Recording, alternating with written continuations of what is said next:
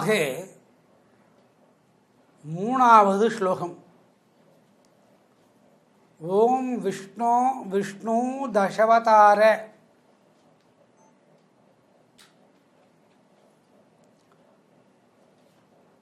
இந்த இஷ்ன்ற சொல்ற ஒரு எழுத்துக்கு கடல் உள்ளிருந்து பொங்கி வருதல், கடல் உள்ளிருந்து வெளி பொங்கி வருதல், பிரளயத்துக்கு முன்ன பொங்கும்,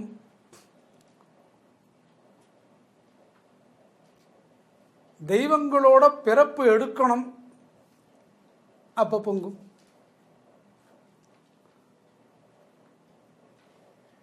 அந்தரங்கமான வேதங்கள் வெளியே வர்றதுக்கு கடல் பொங்குதல், விஷ்ணுவை எழுப்பதற்கு அம்மா அருள் கொடுக்குறான்னு சொல்றதுக்கு. ஆக இதனால் எழுந்தது இந்த இஷ் விஷ்ணு. ஓம் விஷ்ணு விஷ்ணு தசவதாரா, அதாவது 10 அவதாரங்களின் தலைவனுக்கு இஷ் என்ற பெயர். ஒரே ஒரு எழுத்து சிந்திக்க வேண்டும்.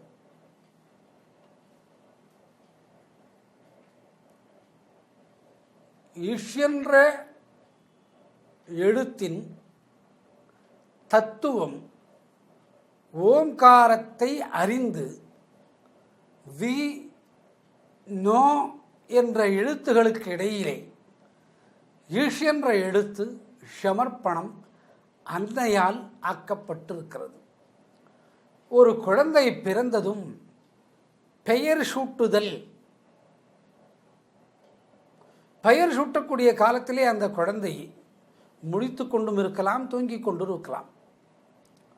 முடித்து தூங்கி தூங்கி முடித்த நிலை வேதங்கள். வேதங்கள் காக்கப்படுவது புவனங்களுக்குள்ளே, அயனங்களுக்குள்ளே, பூதங்களுக்குள்ளே. அது அடைக்கப்பட்ட இருந்த இடம் மகாலட்சுமியானவள் தாமரை மலருக்குள் மூடியிருந்த நிலையில், தாமரை மலர் மூடியிருந்த நிலையில் அமர்ந்து யோகலட்சுமியாக இருந்த காலத்தில் அறியப்பட வேண்டிய விஷயங்களுக்கு இந்த இஷ் விஷ்ணு. ஆகவே மாலவனுடைய ஒரு பெயரை ஆதி பரமென்ற ஒரு பெண் விஷ்ணு என்று பெயர் சூட்டுகிறாள். ஆகவே இந்த இடையன் நடுவனாக மாறுகிறான். விஷ்ணு அன்னை வேதங்களை தொகுக்கும் முன் அன்னை நினைவை ஆராய்ந்ததால் தசவதாரங்களுக்கு தலைவனாக ஆக்குகிறாள் அன்னை. ஆகவே ஓம் விஷ்ணு விஷ்ணு தசவதார பிரதான பிரதம பிரதர்ஷ சங்கல்ப பிரதானம் ஏகம் அநேகம். ஏகம் அநேகம். இந்த ஏக அநேகம் என்பது என்ன? சிவனை போன்று பல சிவன்கள் உதித்து பல முறைகள் உலகம் உற்பத்தியாகி அது கடலுக்குள்ளே அழிந்து போனது. பல பிரம்மாக்கள் பிறந்து படைப்புத் தோளை எடுத்து படைத்த பின் அவர்களும் அழிந்து போயினர்.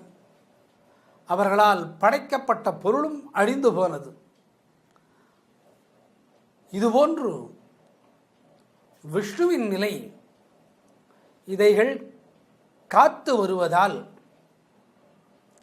அவருடைய அழிவின் காலம் தொகுக்கப்படவில்லை. அழிய முன்னும் அழிந்த பின்னும் இருளுக்குள் யோகலட்சுமியின் சக்தியால் இருக்கக்கூடிய நிலைக்கு ஏகம் அநேகம். இவனுக்கு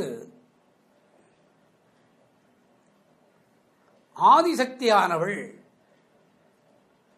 நேர்முகமாக உன்னையை என் மகனாக்கிக் கொண்டேன், ஒவ்வொரு அவதாரங்களுக்கும் நான் உடன் வருவேன் என்று பிரத்யட்சமாகி அவளை அறிவதும், அவள் அறிவுக்குள்ளே போவதும், அறிவுக்குள் நினைக்கக்கூடிய செயலை பார்ப்பதும், அந்த செயல் எதுபோன்று இயங்கும் என்பதை அறிந்து கொள்வதும் கடினம்.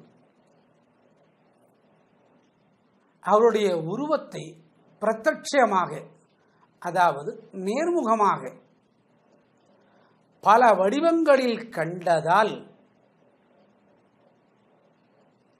காண்பதற்கு அவள் சங்கல்பிக்க வேண்டும், அவளுடைய விருப்பத்தை தெரிவித்து அவள் விரும்ப வேண்டும். விரும்பியதால் 10 அவதாரங்களை அருளினாள். இந்த 10 அவதாரங்கள் அவளுடைய 10 விரல்களை சாரும். அதற்கு ஏகம் அநேகம் என்பது பெயர்.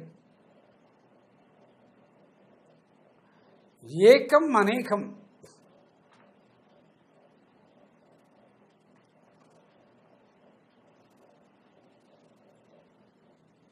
ஏகம் அநேகம் என்ற நோக்கம் நாட்டிற்கு தகுந்தபடி இறை வழிபாடு. இந்து மதத்திலே ஆராய்ச்சி செய்து ஆன்மீகத்தை நுழைத்து பாருங்கள். இறைவன், இறைவி, ரிஷிகள், ரிஷி பத்தினிகள், யோகிகள், யோகிகள், சித்தர்கள், ஆண் பெண் என்ற உருவத்தின் வழிபாடு. ஹிந்து மதத்தின் சிறப்பு எது? ஏகம் அநேகம். அதற்கு பிரதானமாக இருக்கக்கூடியவள் இந்த ஆதி பரம் என்று சொல்லக்கூடிய பெண். இது இருக்க மற்றைய மதங்களின் தன்மை ஒரு இறைவன், அவன் ஆணின் தத்துவத்தோடு வெளிப்படுகிறான்.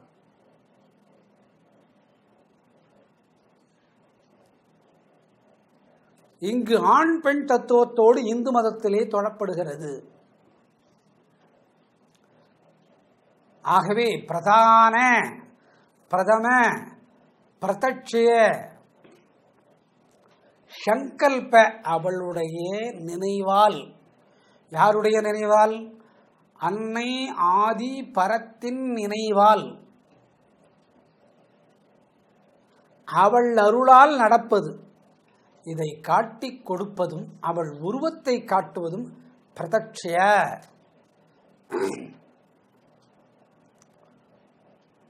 அனைத்து மதங்களுக்கும் அனுக்கிரக அனுக்கிரகோ, அனுக்கிரக அனுக்கிரகோ பிரத்யட்சய. அவள் மனதால் நினைத்து மனதின் வழியே அருளல் செய்வது. அந்த அருளின் தன்மை கோடி சூரியனுடைய வெளிச்சத்தால் பிரத்யட்ச.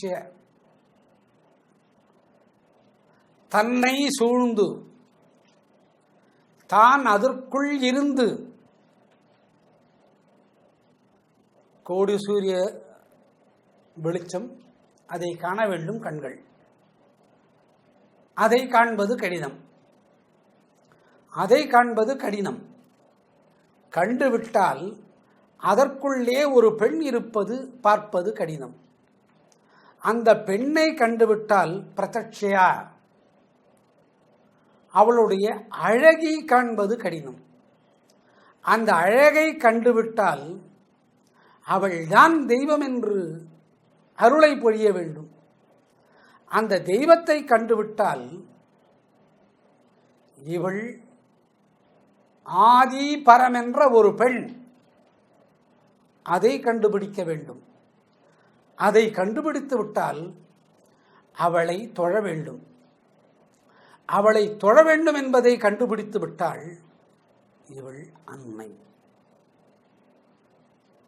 கோடி கோடி கோடி கோடி கோடியான தவறுகளை செய்துவிட்டு ஒரு மனிதன் தாய் என்று, அந்த அன்னையை பரமென்று, அம்மா என்று அழைத்தால் பிரத்யட்சமாகிறாள். இந்த நிலைகளில் தானே முன்வந்து சங்கல்பித்து இந்த பாகத்தை இந்த மகனுக்கு கொடுப்பேன் என்கிறோமே, அது சங்கல்பித்தல். கொடுத்து விட்ட பின் பிரத்யக்ஷா. அவள் தானே முன்வந்து கோடி சூரியன்கள் ஒரு இடத்திலே சேர, அதன் வெளிச்சம் ஒன்று கூடி வர, அதை கண்ணால் பார்க்க, அதற்குள்ளே ஒரு பெண் அமர, அந்த பெண்ணின் ஆனந்தத்தை அனுபவிக்க, அவள் தாய் என்று தெரிய, அவளை தொழ வேண்டும் என்ற நிலைக்கு மனம் வர எத்தனை பிறந்திருக்க வேண்டும், எத்தனை கோடி முறை மறைந்திருக்க வேண்டும். அவள் நினைவின் கூற்றை அறிய வேண்டும் என்று மாமியார் இந்த சமையல்தான் செய்வாள் என்று அறிந்து கொள்கிறோம். தாய் இந்த சமையல் செய்து வைப்பாள் என்று அறிகிறோம். இந்த அறிதலின் பேரில் அந்த பொருள் கிடைக்கிறது. வேதங்களும் வேதத்திற்கு முன்னும் அதன் ஆராய்ச்சியும் அதற்கு பெண்ணின் தன்மையும் இப்படித்தான் இருக்கும் என்று சங்கல்பித்து அவளே நினைத்து என்பது பொருள். அவளுடைய உருவத்தை காட்டுவதற்கு பிரத்யக்ஷா. இது பொய்யன்பீர். பிறக்கும் உன் தாயை பார்ப்பதில்லை, இது மெய். அவள் கர்ப்பம் தாங்கியது மெய். அந்த கருவறையின் இருட்டுக்குள்ளே 10 திங்கள் இருந்தது மெய்.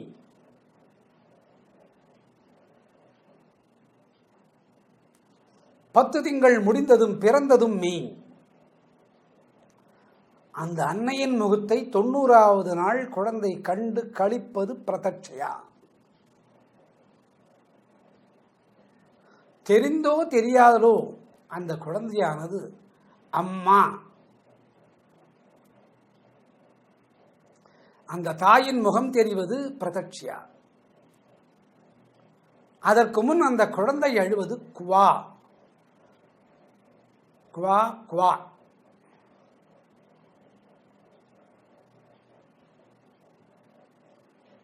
இந்த இரண்டு எழுத்துகள் பிரத்யக்ஷம். ஒரு மனித வாழ்க்கையில் மாயைக்குள் பிறந்து தாயை காண்கிறோம். அதற்கு தாய் சங்கல்பித்துக் கொள்ள வேண்டும், நான் கர்ப்பம் தாங்குகிறேன் என்று. அதுபோன்றே இந்த கோடி சூரியனின் ஒளித்த நிலையில் அவள் அமர்ந்திருப்பதை காண்பதற்கு கூட அவள் சங்கல்பித்து அனுகிரகித்து பிரத்யட்சமாவது பிரதான பிரதம பிரதட்சே சங்கல்ப அனுகிரகோ அனுகிரக அனுகிரகோ. சிங்கவாகினி தேவலோக சிங்காசினி. இந்த அனுகிரகோ பாருங்கள், அனைத்து உயிரினங்களும் கூடி, உயிரினங்கள் உயிரற்ற உயிருள்ள அனைத்திற்கும் சங்கல்பித்து அனுகிரகம் செய்யக்கூடியவள்.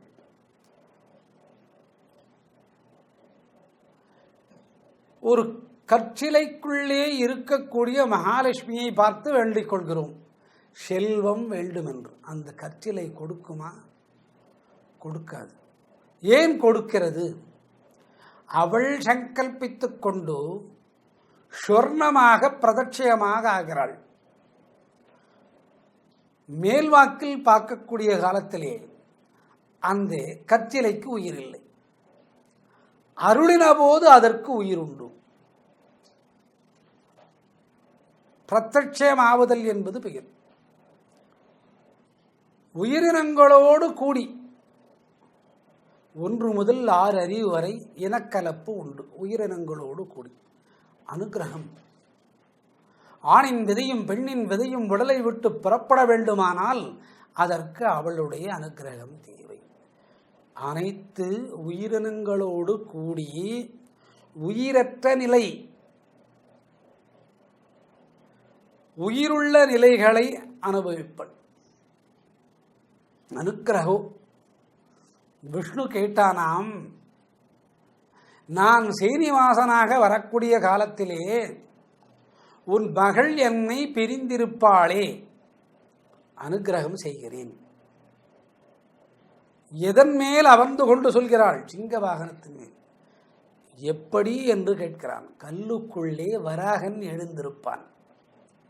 கல்லுக்குள்ளே வராகன் எழுந்தருளியிருப்பான். கல்லுக்குள்ளே உன்னை மாதிரி உறங்கிக் கொண்டிருப்பான். அவனிடத்திலே சென்று இறங்கினால் திருமலையின் பகுதியை கொடுப்பான். இதுக்கு அனுக்கிரகம். அன்னை சொல்கிறாள், நடக்க வேண்டுமே, நடந்தது, அந்த இடம் கிடைத்தது. வராகனுக்கு 4 அடிக்கு 4 அடிக்குள் இடம். வராகனுக்கு 4 அடிக்கு 4 அடிக்குள் இடம்.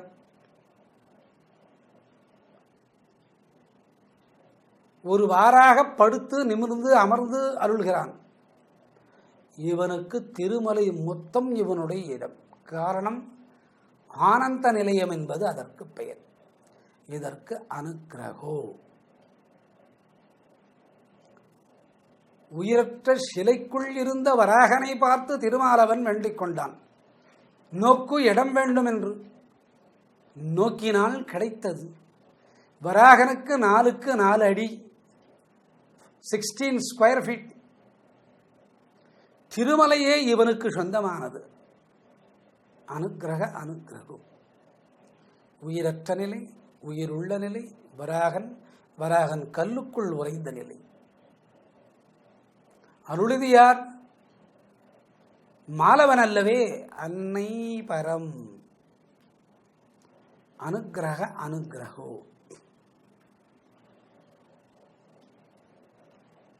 சிங்கவாகன தேவலோக சிங்காசினி. அனைத்து உலகங்களையும் தன் வாகனமாக்கி எங்கும் சென்று விடாமல் சிங்கத்தின் உருவத்தை கொடுத்து அதன் மேல் அமர்ந்து கொண்டிருக்கிறாள். ஏன் அதன் மேல் அமர்ந்து கொண்டிருக்கிறாள்? சிந்திக்க வேண்டும். உலகங்கள் இல்லை என்பீர். பூமியில் உள்ளீர். காற்று உண்டு, மண் உண்டு, நீர் உண்டு, வானம் உண்டு, நெருப்பு உண்டு. பஞ்சபூதங்கள் உடலிலே உண்டு. அனைத்தும் உண்டு. ஒரு மனிதனை அழைத்து சொர்க்கலோகம் வேண்டுமா? பஞ்சனை வேண்டுமா? ஆம், வேண்டும். மாதரசிகள் நடனமாட வேண்டுமா? நடனமாட வேண்டும். குளிப்பதற்கு கங்காமிர்தம் வேண்டுமா? வேண்டும். அனைத்தும் அருள்கிறேன். தேவர்களுக்கும் 1 முதல் 6 அறிவு இருக்கும். மனித உருவம், குரங்கு உருவம், அரக்க உருவம், தெய்வ உருவம், அனைவருக்கும் அருள்கிறாள். ஆனால் ஒரு லோகத்தை தனது இடது பாதத்தின் அடியில் வைத்திருக்கிறாள்.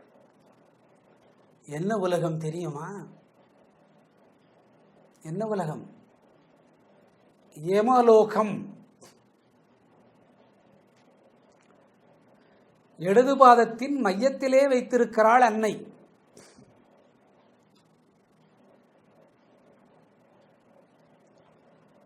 அந்த லோகங்கள் உருவத்திலே இருக்கக்கூடிய சிங்கத்துக்கும் ஆயுளை கொடுத்து தனது இடது பாதத்தை மடித்து அமர்ந்து கொண்டிருக்கிறாள். அனைத்து உலகமும் என்ன உருவமாக இருக்கிறது? சிங்கத்தின் உருவமாக இருக்கிறது. தேவலோகம் வரை, யமபட்டணம் வரை, சொர்க்கம் வரை, அதலம் விதலம் பாதாளம் சுதலம் வரை உண்மைதானா இது? அன்னையே இது உண்மைதானா? பொய் சொல்கிறாய் என்றான் விஷ்ணு. பன்றி அவதாரம் எடுத்தான்.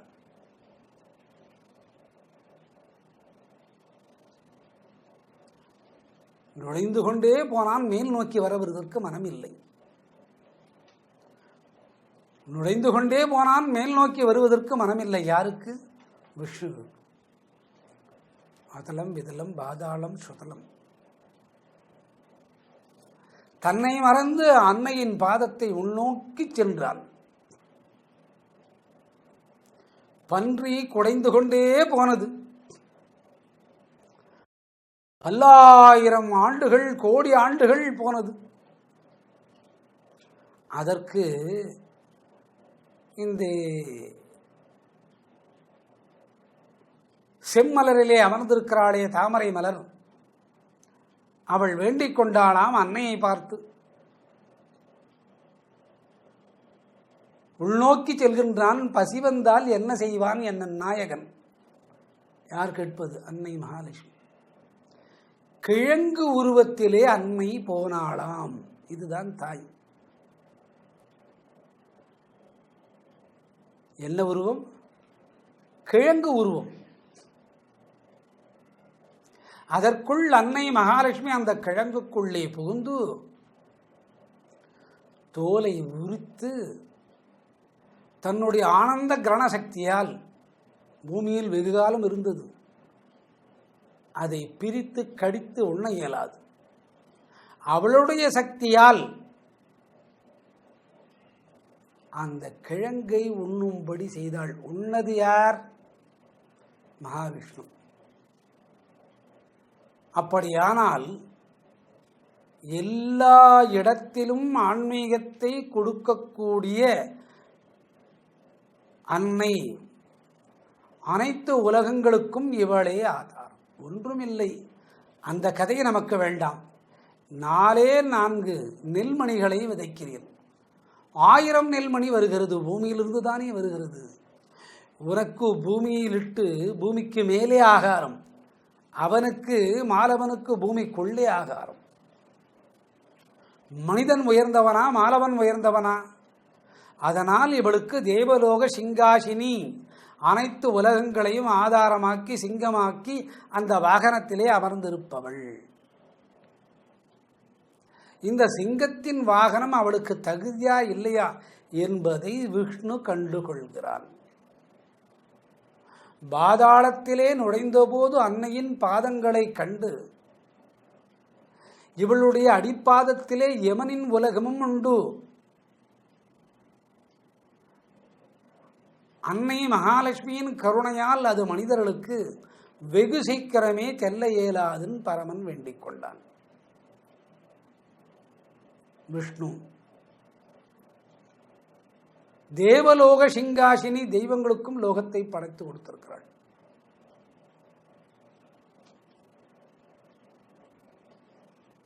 பசி வந்திடில் என்ன செய்வது என்று மகாலட்சுமி இறைஞ்சுகிறாள் அன்னை இடத்திலே, பரத்திடத்தில், ஆதி பரத்திடத்திலே.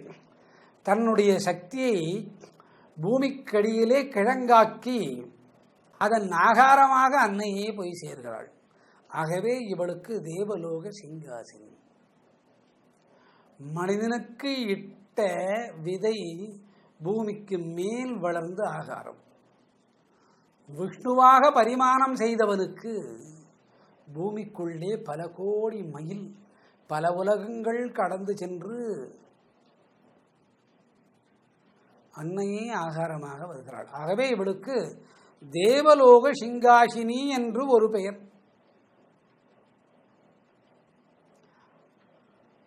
சர்வலோகங்களையும் தனக்குள்ளே வைத்துக் கொண்டிருப்பவள்,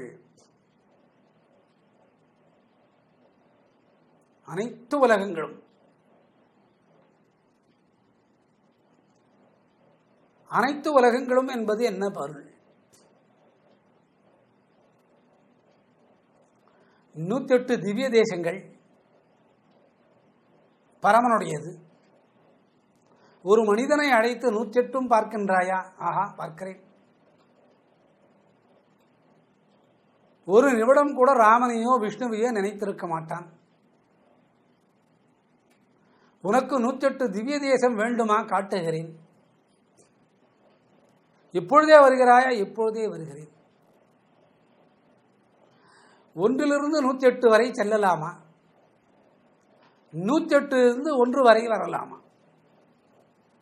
உடனே மனிதன் கேட்டான், 107 8க்கு என்ன விசேஷம்? அது சொர்க்கம்.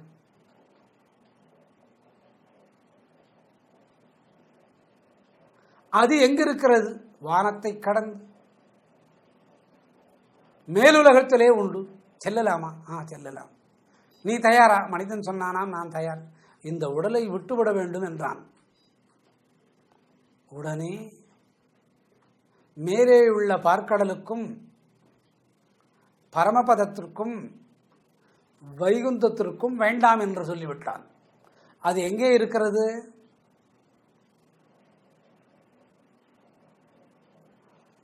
அந்தரத்திலே வானத்தை பிளந்து உள்ளே இருப்பது. அதற்கு கூட சர்வலோகே என்பது பெயர். மீதி 106 திவ்ய தேசங்கள் பூமியிலே உள்ளன. இங்கு ஒரு பரிமாற்றம். அவர்கள் இருந்தது, நடந்தது, கிடந்தது, படுத்தது, உறங்கியது, விழித்தது, முடித்தது, இந்த இடங்கள் காலத்தால் பிரளயத்தால் அழிக்கப்பட்டது. அழிக்கப்பட்ட பின்னும் சித்தர்களும் போகரும் இங்கே எழுந்தருளினார் என்று கண்டுகொண்டதே 106 திவ்ய தேசங்கள்.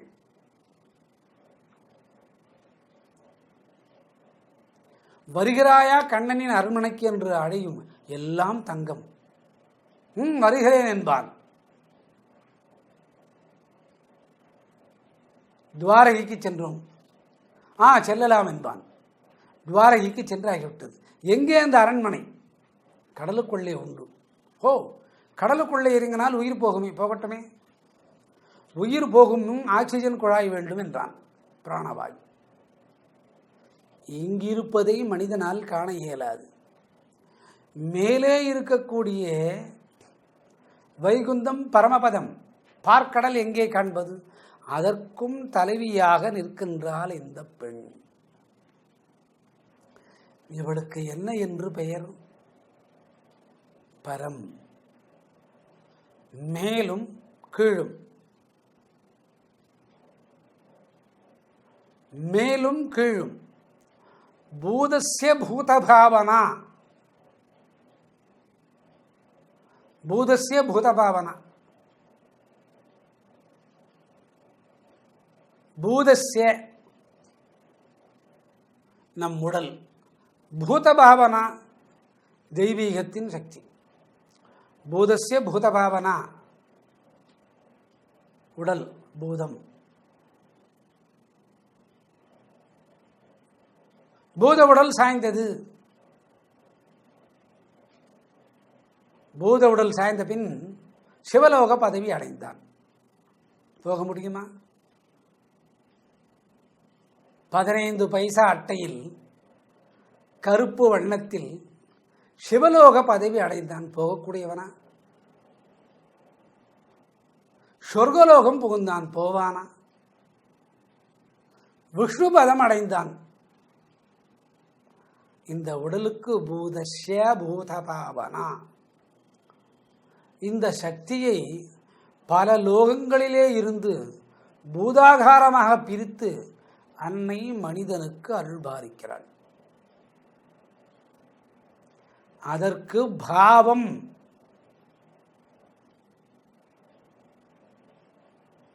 பூதஸ்யோ பூதபாவனா சர்வலோகே லோகா பூதஸ்ய பூதபாவனா சர்வலோக சிருஷ்டிகாரணி. அதைகளை உற்பத்தி செய்யக்கூடியவள். ஆதி பரமாதா பாத நமஸ்துதே. இறைவன் சொல்கிறான். விஷ்ணு அனுபவத்தின் சித்தாந்தம் இது. எதனுடைய சித்தாந்தம்? அனுபவத்தின் சித்தாந்தம். சாதாரணமான விஷயம் அல்ல.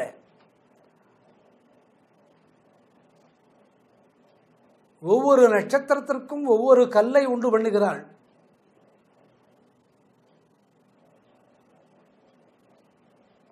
ஒவ்வொரு நட்சத்திரத்திற்கும் ஒரு கல். ஆதிரை என்று ஒரு கல், ஆதிரை. அந்த கல்லுக்குள்ளே இறைவன் போவதில்லை. ஆதிரை என்ற ஒரு கல், அந்த கல்லுக்குள்ளே இறைவன் போவதில்லை. தவளை கூட மூடிய கல்லுக்குள்ளே நீர் அருந்துகிறதாம். தவளை கூட மூடிய கல்லுக்குள்ளே, தான் எப்பொழுது அங்கு தவளையாக பிறந்தோம் என்பது தெரியாது. அதற்கு ஆகாரமாக தூய நீராக அம்மை இருக்கிறாள். ஆனால் ஆதிரை என்ற கல்லுக்குள்ளே இறைவன் போவதில்லை. காரணம், ஆதிரை என்ற கல்லுக்குள்ளே ஏன் போவதில்லை என்றால், அந்த கல்லுக்குள்ளே வடிக்கப்பட்ட இறைவனை தொழலாகாது. அந்த கல்லுக்குள்ளே அடங்குவதில்லை. ஆதிரை என்று ஆதிரை கல்லை மெரித்தவன் வீடு போய் சேருவதில்லை. அந்த கல்லையும் படைத்து அதற்குள் தானும் இல்லாது ஆதிரையின் கூற்று மனிதனுக்கு வராமல் செய்பவள் பாவனா. அதற்கு பூதஸ்ய பூதபாவனா என்று பெயர். அதற்காகத்தான் அன்னை பூரத்திலே பிறந்தாள்.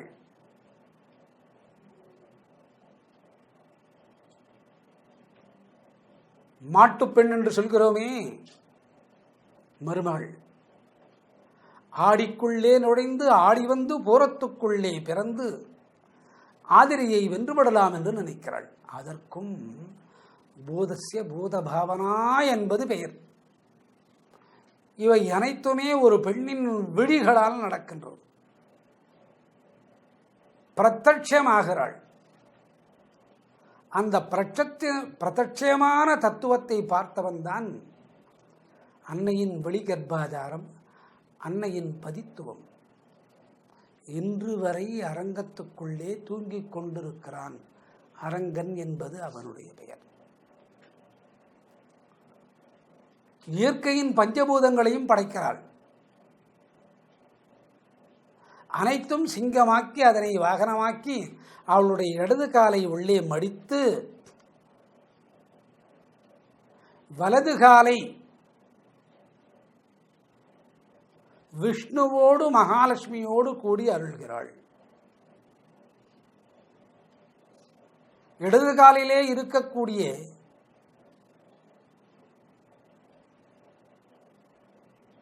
பூதப்பட்டினத்தின் சக்தியை எடுத்து பஞ்சபூதங்கள் மறைதல், யமபட்டினத்துக்கு போதல். வலது காலின் வழியே பத்மரேகையால், பதுமம் ஏன் பத்மரேகையால்? மகளும் மாட்டு பொண்ணுமான மகாலட்சுமியின் அருளால் அருளை வாரி வழங்குகிறாள். அதற்காக தன்னுடைய வாகனத்தை, இத்தனை உலகங்களின் தாத்பரியத்தை, இத்தனை உலகத்தின் தாத்பரியத்தை சிங்க வாகனமாக்கி அதன் மேல் அமர்ந்து கொண்டிருக்கிறாள். ஆகவே விஷ்ணுவின் நெடிய பயணம். எத்தனையோ பிரம்மாக்கள் நொந்தனர், அழிந்தனர் என்பது பொருள். எத்தனையோ சிவன் எரிந்தனர். அதற்காகத்தான் இத்தனை காடுகள். காடு என்பது இடும் காடு, இடும் காடு என்பது சுடுகாடு. சிந்திக்க வேண்டும், இங்கே சிந்தனை செய்து பாரும். இதுகளை பல யுகங்களாக காத்து அருள்பவன் இடையன். அன்னையின் மகாசக்தி அவனுடைய இடை எழுத்துக்குள்ளே உண்டு. இஷ், இஷ், விஷ், நோ, வளருதல். அன்னையோடு கூடி, அன்னையோடு வாழ்ந்து, அன்னையின் 4 வேதங்களை ஆராய்ச்சி செய்து, அதை வெற்றலை சுருளாக மடித்து, அதன் சக்தியை பாக்காக வைத்து மென்று உள்ளே தின்றான் விஷ்ணு. அதற்காக ஒரு அவதாரத்தை எடுத்ததுதான் கிருஷ்ண அவதாரம், கண்ணன். அதை மென்று ஒழுங்கக்கூடிய காலத்திலே அதில் எச்சில் விளையே விழுந்தது. அதை பார்த்த பெண் காயத்ரியாக உருவெடுத்தாள். அதை பார்த்த அன்னை இவனுக்கு ஆயுள் பரியந்தம் கூட வேண்டும், 10 ஒரு 11 21 அவதாரங்களுக்கு அருள் பாலித்தாள். எத்தனை அவதாரங்களுக்கு? 21 அவதாரங்கள். அதில் மிக சிறப்பானது ஹரி என்றக்கூடிய அவதாரம். ஹரி என்ற அவதாரத்தின் உள்நோக்கம் என்ன? அன்னைக்கு அருளாசி வழங்குது. அன்னை தந்தையோடு உடல் கூடி பிறப்புகளை நிகழ்த்த வேண்டும் என்று நினைத்தாள். மாயையின் காமத்தின் தீரம் இது. அதற்கு ஹரி அவதாரம் எடுத்து அன்னைக்கு, ஹரியின் அன்னைக்கு ஆன்மீகத்தை போதித்தாள். ஆனால் சிறந்து விளங்கியது 10 அவதாரம் தான். மீதி 11 அவதாரங்கள் கணக்குக்குள்ளே அடங்கவில்லை. இதுகளை மாலவனுக்கு நெடிய காலம் போதித்தாள். மாலவனுக்கு நெடிய காலம் போதித்தாள். அப்பொழுது பஞ்சபூதங்களை சிருஷ்டிக்கும் தன்மை, பஞ்சபூதங்களை அறியும் தன்மையான மனிதனை சிருஷ்டிக்கும் தன்மை, பஞ்சபூதங்களை கடந்து தனக்குள் ஆட்டி வைத்து மனிதனாக இருந்து தேவத்தின் உருவத்தை காற்றென்று அனுபவித்தல், அதையும் படைத்தவள் இந்த அன்னை, ஆதிபரம் என்று சொல்லக்கூடியவள். இவள் மூலாதாரமாக வைத்தது இந்த விஷ்ணுவைதான்.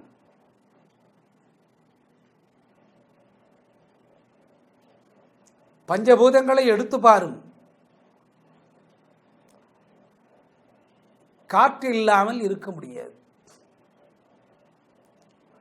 ஆகாயம் இல்லாது இருக்க முடியாது, மண்ணில்லாது இருக்க முடியாது, நீரில்லாது இருக்க முடியாது, நெருப்பு இல்லாது இருக்க முடியாது. பஞ்சதந்திரத்துக்குள்ளே அன்னை அடக்கம்.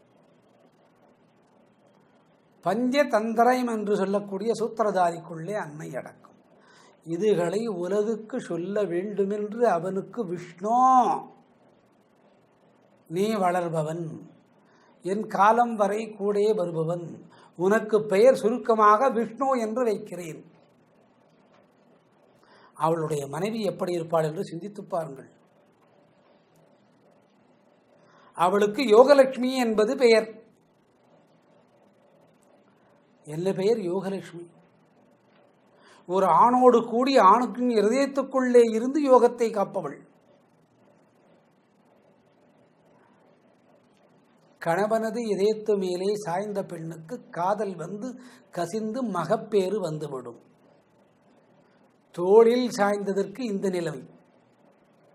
தன்னை மறந்து, தன் உலகத்தை மறந்து, அன்னையை ஆதியின் பொருளாக நினைத்து, வேண்டாம் என்று சொல்லி இந்த அழகை வெறுத்து விஷ்ணுவின் இதயத்துக்குள்ளே ஒரு பெண் இருக்கிறாள். அவளை முன்வைத்து இத்தனையும் நடத்துகிறாள். அந்த இதயத்துக்குள்ளே ஆகாயம், நீர், நெருப்பு, மண், காற்று அனைத்துமே உண்டு. இரத்தத்தின் ஓட்டம் காற்று. இதயத்தின் உள் மேல்புறம் ஆகாயம். இதயத்தின் சதை பிடிப்பு மண்.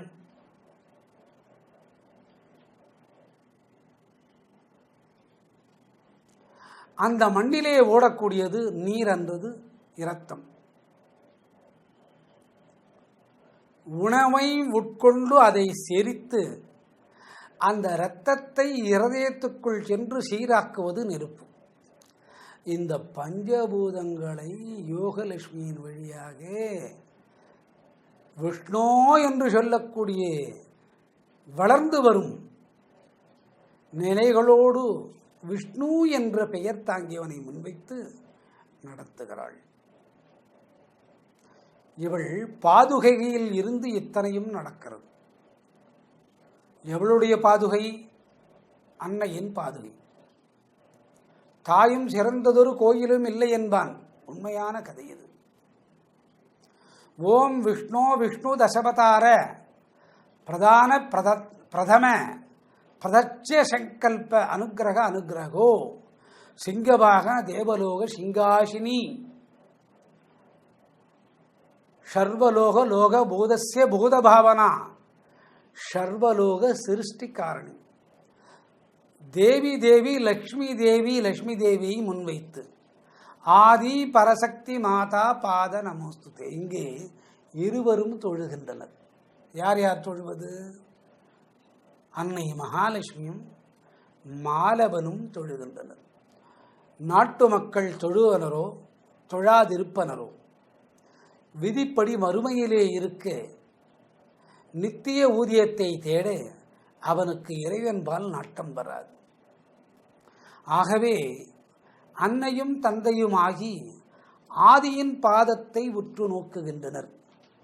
இவர்களுக்கு மண்ணிலே பிறந்த அனைவருக்கும் சொர்க்கம் கிடைக்க வேண்டும். எங்கு சொர்க்கம்? 106, 107, 108 என்ற மேலுலகத்திலே இருக்கக்கூடிய இடங்கள் அல்ல, பூமிக்குள்ளே அனந்த நிலையமான சொர்க்கம் அமைய வேண்டும் என்று அன்னை ஆதி சக்தியை ஆணும் பெண்ணுமாகி நாயகன் நாயகியாகி கணவன் மனைவியாகி தோழன் தோழியாகி அன்னையின் பாதுகைகளை வேண்டிக் கொள்கிறாள். இந்த பாதத்தினை நாம் வேண்டிக் கொள்ளும் போது என்ன நடக்கும் என்பதை சிந்தித்து பார்க்க வேண்டும். உங்களுடைய மனதை அங்கே ஓட விட்டு பாருங்கள். எத்தனையோ பிறப்புகளாக நாம் செய்த பாவமானது ஆதி பர மாதா என்று சொன்னால் கலைந்து போகிறது. ஒன்றுமில்லை, ஞான நிஷ்டை கூடுகிறது என்பது பொருள். ஞான நிஷ்டை எப்படி கூடுகிறது? விஷ்ணு என்பவன் அனுபவிக்கிறானே அதுபோன்று. அந்த விஷ்ணு என்பவன் எப்படி அனுபவிக்கிறான்? ஆன்மீகத்தை மனைவியோடு கற்றுக்கொள்ள இயலாது, அங்கு பெண் இருக்கலாகாது. ஆனால் விஷ்ணுவின் இதய குகைக்குள்ளே மகாலட்சுமி இருக்கிறாள். இவர்கள் அன்னை நினைக்கும் முன் வேதங்களின் தொகுப்பை அறிந்தவர்கள். ஆகவே இருவரும் ஒன்று கூடி, ஒருவர் வெளியே ஒருவர் உள்ளே, விஷ்ணுக்கு இதயத்துக்குள்ளே அன்னை இருந்து ஆராதனை செய்கிறாள். அப்பொழுது ஆதி சக்தியை ஆராதனை செய்தால் வாழ்வின் நீண்ட காலத்தின் பயணம் ஆதிரை நட்சத்திரத்தின் உலகமான நரகத்தை விட்டு வெளியே வருகிறோம். நரகத்திற்கு சென்றாது சொர்க்கலோகத்திற்கு சென்று தேவ பதவியை அனுபவித்து இது வேண்டாம், மீண்டும் மனிதனாக பிறந்து விஷ்ணுவும் லக்ஷ்மியும் எப்படி இறங்கினாரோ பாதத்தை போன்று அதுபோன்று நானும் இறங்குவேன், எனக்கு பிறப்பு வேண்டும் என்று மனிதன் வேண்டுவது. எதற்காக பிறப்பு வேண்டும்? எத்தனையோ முறை தாய் வயத்திலே பிறந்து அம்மா என்று அழைக்கவில்லை, குவா குவா என்று அழுதேன், அதற்கு அம்மா என்று பொருள். ஆனால் இந்த அழுகைக்கு மூலக்காரணமான தாயை அறிவேன் என்று மனிதன் பிறப்பதற்கு காரணமாக இருப்பது தேவி லக்ஷ்மி தேவி ஆதி பர மாதா பாத நமோஸ்துதே என்பது இந்த 3வது ஸ்லோகத்தின் விரிவாக்கம். உண்மை என்றும் பொய்யென்றும் இருவகை ஆராய்ச்சி. இதற்குள்ளே நுழைந்து விட்டால் அங்கு அழைத்து சென்று விடுகிறாள். நரகத்தை காட்டாது ஆதிரை விட்டு பிரிந்து ஆதிரத்தை விட்டு பிரிந்து சொர்க்கத்துக்குள்ளே புகவைத்து இந்த சொர்க்கலோகத்தை விஷ்ணுவும் லக்ஷ்மியும் ஒன்றிணைந்து எப்படி வேண்டுகிறாரோ அதுபோல் நான் வேண்ட வேண்டும் என்று மனிதன் பிறக்கிறான். அப்பொழுது இறைவி பாதத்தை பிடித்து கொள்வானா இல்லையா? பிடித்து கொள்வது முதலில் விஷ்ணுவும் லக்ஷ்மியும். ஏகாந்தம் என்பது பிரதானம். ஒரு உடலான விஷ்ணுவின் உடலுக்குள்ளே அந்த இதயத்தில் வாசம் இருப்பவள் லக்ஷ்மி. பிரதானா என்பது பெயர். பிரத்யட்சமாகி அவர்களுக்கு அருள் கொடுக்க அவ்விருவரும் இந்த வழியே போகுங்கள், அவளுடைய பாதத்தை பிடித்து கொள்ளலாம் என்பது ஆதி பரமாதா பாத நமோஸ்துதே. ஒன்றுமில்லை, சுருக்கமாக இஷ் என்ற சொல்லிக்கொள்ளே பாவங்கள் விடுபடுகிறது. இது அனுபவ ரீதியிலே வர வேண்டும். அனுபவ ரீதியிலே வருவதுதான் ஆதி பரமாதா பாத நமோஸ்துதே. இப்பொழுது 4வது ஸ்லோகத்திற்கு பிரயாணம் சற்று பொறுத்திருந்து செய்வோம்.